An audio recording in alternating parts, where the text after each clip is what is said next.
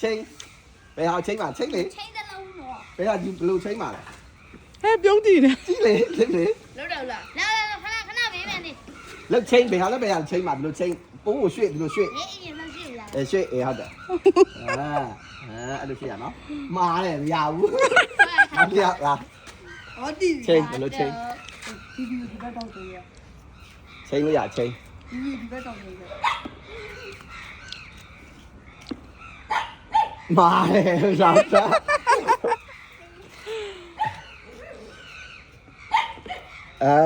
မှန်ပါပြီ တစ်ထောင် ဒါမကြည့်တာနဲ့ဆိုမှဘာလို့ကြည့်ရလဲရော နှစ်ထောင်မဟုတ်ဘူးလား ဟေး2000ရရော ဟုတ်လား အေးဟာဘော နဘူးပြန်ထက် ပြန်လောက်ငါတရား ပတ်စံပြန်ထက်လေ ဟေးတဲ့ပြီမယ် အာဒါကခေါင်းရပါ အဲ့မှန်ပါဒီဘက်ကဲနောက်ပြဟာ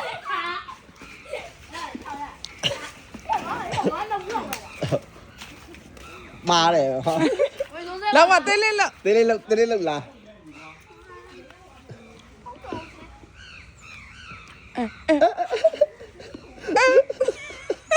လာလေလာလေ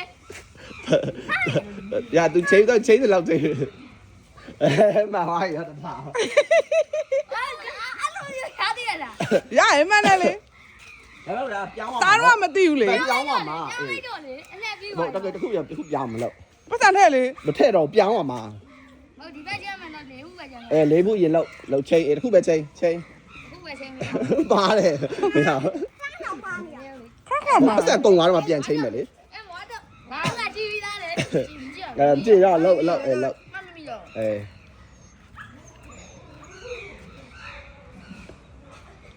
မားတယ် အေးရတော့တော့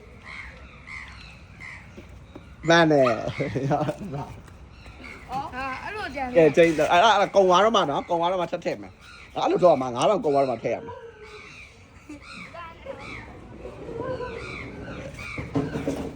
မန်တယ်ရတော့ဘာတစ်ခုပဲကျွန်တော်လားအဲ့တစ်ခုချိန်လေ သူတယောက်ပဲမရသေးဘူး ချိန်မချိန် ဒါချင်းဒီနှစ်ခုချင်း ဒီလိုပြန်ချင်းလက်